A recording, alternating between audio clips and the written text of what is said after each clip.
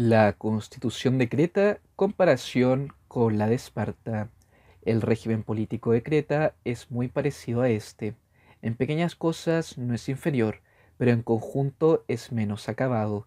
En efecto, parece, y así se dice, que el régimen de los laconios imita en la mayor parte de los puntos al de Creta, pero que la mayoría de las instituciones antiguas están menos elaboradas que las más modernas. Se dice que Licurgo, cuando emigró después de abandonar la tutela del rey Carilo, pasó la mayor parte del tiempo en Creta a causa de la comunidad de su origen, pues los lictios eran colonos de los laconios, y los que llegaron para fundar la Laconia adoptaron la ordenación legal que existía entre los que habitaban el país. Por eso incluso ahora los periecos utilizan el mismo tipo de leyes, cuyo sistema pasa por haber sido establecido por Minos en un principio. La isla parece estar naturalmente dispuesta y bien situada para la dominación de la Helade. Ella controla todo el mar, en cuyas costas están establecidos casi todos los griegos, pues dista poco por un lado del Peloponeso y por otro de Asia a la altura del cabo Triopío y de Rodas. Por eso también Minos logró el dominio del mar, y sometió unas islas y colonizó otras, y por último, atacando a Sicilia, terminó su vida allí cerca de Cámico. La organización cretense es análoga a la de Laconia. A los laconios les trabajan las tierras los ilotas, y a los cretenses los periecos, y unos y otros tienen comidas en común.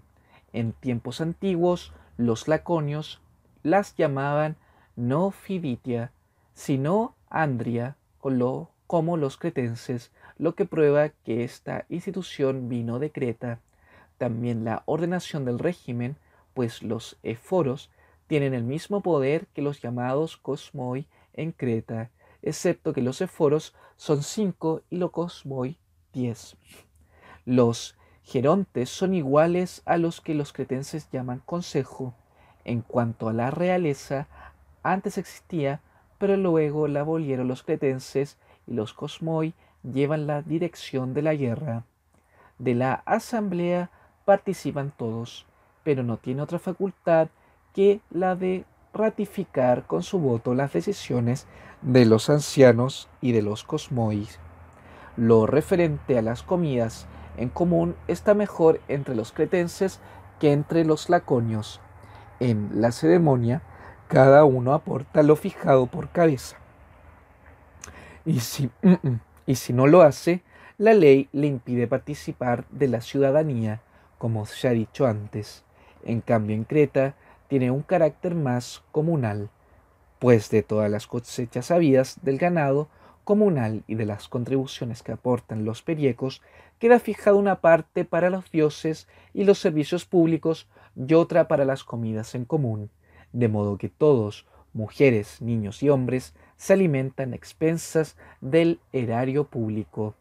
Respecto a la moderación de la comida que consideraba beneficiosa, el legislador se dedicó a idear medios, y para la separación de las mujeres, para que no tengan muchos hijos, permitió las relaciones entre los varones, acerca de las cuales, si son malas o no lo son, habrá otra oportunidad de examinarlo, que lo referente a las comidas en común está mejor organizado en Creta que en Laconia. Es evidente. La institución de los cosmoi es aún peor que la de los éforos, pues lo malo que tiene la magistratura de los éforos existe también en estos. Cualquiera puede llegar a ella, pero la conveniencia que hay allí para el régimen no existe aquí. Allí, en efecto, por hacerse la elección entre todos, el pueblo participa en el poder supremo y desea la permanencia del régimen. Aquí, en cambio, los cosmoi no se eligen de entre todos, sino entre algunos linajes, y los ancianos de entre los que han sido cosmoi. Sobre los ancianos podrían hacerse las mismas críticas que sobre los lacedemonios. el no rendir cuentas y el carácter vitalicio es una recompensa superior a sus méritos, y que manden no según leyes escritas, sino de acuerdo con su propio juicio, es arriesgado. El que el pueblo esté tranquilo, aunque no participe del poder, no es ninguna señal de buena organización, pues los cosmoi no sacan ningún provecho de su cargo, como los éforos, y por vivir en una isla están lejos de los que les pueden corromper. El remedio que ponen a este defecto es absurdo y no de un régimen constitucional, sino propio de un poder tiránico. Con frecuencia expulsan a los cosmoi por medio de una conspiración de sus colegas en el gobierno o de particulares, y los cosmoi durante su cargo pueden renunciar a él. Ciertamente es mejor que todo eso se haga legalmente y no según la voluntad de los hombres, pues no es una norma segura, pero lo peor de todo es la suspensión de esta magistratura que provocan con frecuencia los poderosos cuando no quieren someterse a la justicia. De modo que está claro que esta ordenación tiene algo de constitucional, pero no es un régimen constitucional, sino más bien una oligarquía tiránica. Tiene la costumbre de, dividiendo en facciones al pueblo y a sus amigos, establecer como una especie de monarquía, suscitar revueltas y luchar unos contra otros. ¿Y en qué difiere tal situación de la desaparición de esa ciudad durante un tiempo y de una disolución de la comunidad política? Una ciudad en estas condiciones está en peligro frente a quienes quieren y pueden atacarla, pero como se ha dicho, Creta se salva por su emplazamiento. Su alejamiento ha ocasionado la expulsión de extranjeros. Por eso también los periecos permanecen fieles a los cretenses, pero los ilotas se sublevan con frecuencia. Los cretenses no tienen dominios en el exterior y solo recientemente una guerra con el extranjero ha irrumpido en la isla que puso de manifiesto la debilidad de sus leyes. Sobre este régimen baste con lo que hemos dicho. La Constitución de Cartago, comparación con la de Esparta. Los cartagineses también parecen gobernarse bien y superan en muchas cosas a los demás. En algunas se acercan extraordinariamente a los laconios. Estos tres regímenes, el de Creta, el de Laconia y este tercero de Cartago, están en cierto modo muy próximos entre sí y son muy diferentes de los demás. Muchas de sus instituciones son buenas, y una señal de un régimen bien ordenado es que, teniendo un elemento popular, permanezca dentro del orden de la Constitución y no haya habido ni sedición digna de decir, ni tiranía. Tiene instituciones parecidas a las del régimen de Laconia. Las comidas en común de las asociaciones políticas son semejantes a la fiditia y a la magistratura de los 104 a los éforos, pero mejor, mientras los éforos se eligen entre cualesquiera, esta magistratura se elige por las cualidades. Los reyes y el consejo de ancianos son análogos a los reyes y ancianos de Esparta, y también con la ventaja de que los reyes no son del mismo linaje ni de uno cualquiera. Si hay algún linaje que se distinga, se eligen de él, más que atendiendo a la edad, pues una vez establecidos con plenos poderes sobre asuntos importantes, si son gente simple, pueden causar grandes daños, como ya los causaron a la ciudad de los lacedemonios. La mayoría de los puntos que pueden ser criticados por ser desviaciones son comunes a todos los regímenes de los que hemos hablado. Respecto al principio de base de la aristocracia o de la república, se inclina en unas cosas hacia la democracia y en otras hacia la oligarquía, pues los reyes, junto con los ancianos, si están todos de acuerdo, son dueños de presentar un asunto y de no presentar otro ante el pueblo.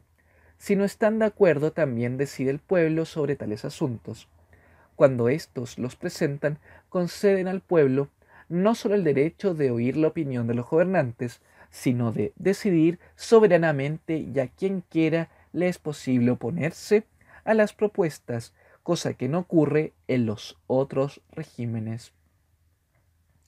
El que los pentarcas que deciden soberanamente de muchos e importantes asuntos sean elegidos por ellos mismos y elijan ellos la magistratura suprema de los 100 y además ejerzan el poder más tiempo que los demás, de hecho lo ejercen después de salir del cargo y desde su designación, son rasgos oligárquicos. En cambio, que no reciban un sueldo ni se elijan por sorteo debe ser considerado aristocrático, y cualquier otra disposición semejante como la de que todas las causas sean juzgadas por los magistrados y no unas y otros otras, como en la ceremonia. Pero sobre todo, la organización de los cartagineses se desvía de la democracia hacia la oligarquía por cierta idea que es opinión de la mayoría. Creen que deben elegirse a los magistrados no solo por sus méritos, sino también por su riqueza, pues es imposible que el que carece de recursos gobierne bien y tenga tiempo libre. Si el elegir a los gobernantes según su riqueza es oligárquico y el hacerlo según su mérito es aristocrático, el sistema según el cual los cartagineses regulan su organización política sería un tercer modo, ya que mirando a estas dos condiciones, los magistrados son elegidos y especialmente los supremos, los reyes y los generales. Pero hay que pensar que esta desviación de la aristocracia es un error del legislador, pues desde un principio una de las cosas más necesarias es procurar que los mejores puedan tener tiempo libre y no caigan en la ignominia, no solo en el ejercicio de su cargo, sino tampoco como particulares. Pero si hay que tener en cuenta la abundancia con vistas al ocio, es malo que puedan comprarse las magistraturas supremas, la realeza y el generalato. Esa ley estima más la riqueza que la virtud y hace a la ciudad entera codiciosa. Lo que los dirigentes tomen como honroso lo acogerá necesariamente la opinión de los demás ciudadanos, y donde no se estima sobre todo la virtud, no es posible que el régimen sea sólidamente aristocrático. Es lógico que los que han comprado su cargo se acostumbren a lucrarse cuando lo ejercen a costa de sus dispendios, pues es absurdo que uno que es pobre pero honrado quiera lucrarse y no lo quiera un hombre inferior después de haber hecho sus gastos. Por eso, los que son capaces de gobernar mejor, esos deben hacerlo, y sería mejor que, aunque el legislador hubiera dejado a un lado la abundancia de las clases superiores, se hubiese cuidado del ocio de los gobernantes. Puede parecer también mal que una misma persona ejerza varios cargos, práctica que es muy bien vista entre los cartagineses, pues cada labor se realiza mejor al cuidado de uno solo, y el legislador debe velar por ello y no ordenar que la misma persona toque la flauta y haga zapatos, de modo que cuando la ciudad no es pequeña, es constitucional y más democrático que la participación muchas de las magistraturas.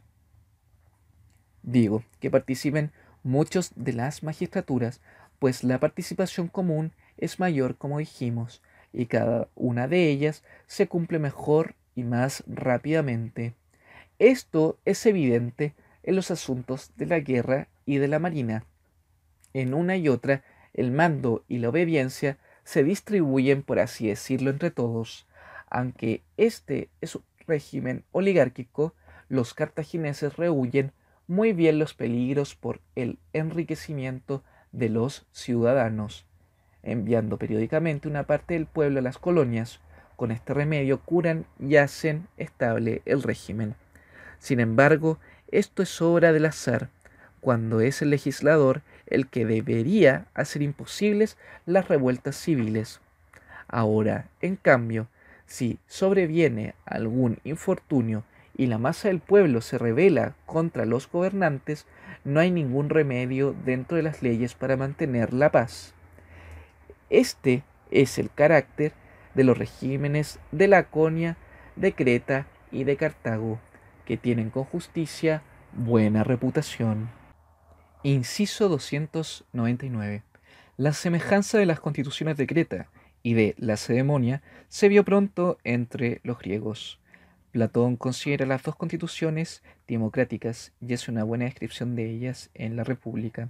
La constitución cretense debe ser común a un número de ciudades de la isla, ya que Creta no forma un estado único. Inciso 300. Según él, Licurgo sacó sus leyes de Creta, esto según Heródoto. Otras atribuyen las leyes a los consejos dados por la Pitia, Genofonte en República de los Lacedemonios, y Platón no dice nada de un origen cretense, y Sócrates la considera como un préstamo a Atenas en tiempos de Teseo. Carilo, según Heródoto, habría vivido hacia 825 a.C. Inciso 301. Esta comunidad de origen señala los lazos de una colonia con su metrópoli. Los habitantes de Lictos constituyen una ciudad próxima a Nosos y colonia de Lacedemonia. Inciso 309. Sobre la separación de las mujeres, Aristóteles aprueba el fin, pero no los medios empleados en Creta. Inciso 310. En tiempos de Aristóteles se creía que los cretenses habían sido los primeros en practicar la homosexualidad. Platón, en Leyes, afirma que fueron los cretenses quienes inventaron el mito de Ganímedes para encontrar una excusa divina a su inclinación. El escoliasta de Esquilo, en 7 contra Tebas, pretende que Layo, padre de Edipo, fue el primero que la practicó, pues un oráculo le predijo que sería matado por su hijo, y que su muerte y las desgracias de su familia fueron el castigo de su falta. En la antigüedad esta práctica fue reservada a los hombres libres y prohibida a los esclavos. Esquines, en su discurso contra Timarco, se vanagloria de ello. Platón en muchísimos pasajes los proscribe con gran energía y hace a los gimnasios responsables del origen de la pederastia en Creta y la ceremonia. Inciso 312. Aristóteles consideraba el mundo persa y los estados continentales griegos como grandes fuentes de corrupción. Así también lo hace Heródoto. Inciso 132. El poder tiránico, dinasteia, descrito es la forma extrema y la peor de la oligarquía. Es la tiranía de un pequeño grupo de hombres poderosos y que toman medidas arbitrarias. Inciso 315. Como se acostumbra va a hacer en Creta, en Esparta, los extranjeros que pasaban un tiempo allí eran rigurosamente vigilados y cuando los éforos lo consideraban conveniente, eran expulsados. Inciso 316. Sobre la tranquilidad y fidelidad de los periecos, en este pasaje nos da otra razón. Los estados de Creta, incluso en guerra, se prestan ayuda mutua contra los periecos sublevados sobre las revueltas de los ilotas. Inciso 317. Según unos, se trataría de la conquista de gran parte de la isla después de la batalla de Isos por Agis III, rey de Esparta, secundado por su hermano menor, el navarco Agesilao. Según otros, y parece más probable, se trata de la incursión de Faleco y de sus mercenarios cuando los denosos lo llamaron contra los delictos que se habían sublevado en 346 a.C. Faleco se apodera de Lictos, pero los lictios piden ayuda a la metrópoli Esparta y Arquidamo derrota a los mercenarios. Faleco, que quedó en la isla después de muchas peripecias, murió en el asedio de Sidonia en 343 a.C. Inciso 319. Aristóteles enjuicia la constitución de un pueblo no helénico como una de las mejores con las de Creta y la Lacedemonia. Era una de esas constituciones mixtas con una mezcla de oligarquía, aristocracia y democracia que él consideraba muy interesantes para su análisis. Inciso 320. El cuerpo cívico de Cartago comprendía una masa grande de pobres. La tranquilidad del pueblo se debe a causas fortuitas y no a la habilidad del legislador. Anón intenta hacia 344 a.C. imponer la tiranía, pero no lo logra. Inciso 321. Las asociaciones políticas o compañías son términos para recoger el vocablo griego etairiai. Según algunos son corporaciones de oficios o clubs o bien secciones de voto de un carácter político. Inciso 323. Se refiere a las desviaciones de la mejor constitución y no a las desviaciones de las constituciones buenas, como en el capítulo 3. Para entender bien el presente pasaje debe leerse teniendo en cuenta el comienzo del capítulo 9. Inciso 324. La mejor constitución es una aristocracia mixta, es decir, una mezcla de aristocracia, oligarquía y democracia, o bien una politeia, en términos aristotélicos, mezcla de oligarquía y de democracia que recogemos en el texto con la palabra república. Inciso 325. Los reyes o sufetas parece que fueron dos como en Esparta. Inciso 328. Las magistraturas de corta duración son un signo de democracia. 329. Que los magistrados reciban sueldo es democrático. El no pagarles un sueldo es compatible con la aristocracia y con la oligarquía. Y lo mismo se puede decir del procedimiento de designarlos si es por elección y no por sorteo. En estas disposiciones no hay ninguna desviación del principio base de la Constitución. Inciso 330. En Cartago y en Lacedemonia todos los procesos son juzgados por los magistrados y no por la Asamblea Popular, de la que en otros estados un número de miembros es elegido anualmente para formar los tribunales. En Lacedemonia, cada cuerpo de magistrados tiene su competencia en determinadas cuestiones. En Cartago, en cambio, todos los cuerpos magistrales tienen una competencia general, y Aristóteles considera estos últimos más propios de una aristocracia, tal vez porque en Cartago hay menos cuestiones que estén en manos de un pequeño número. Artículo o inciso 336. Es semejante el principio platónico sobre la división del trabajo. Aristóteles considera que algunas tiranías han tenido su origen en la costumbre de ciertas oligarquías de confiar las más importantes magistraturas a una sola persona.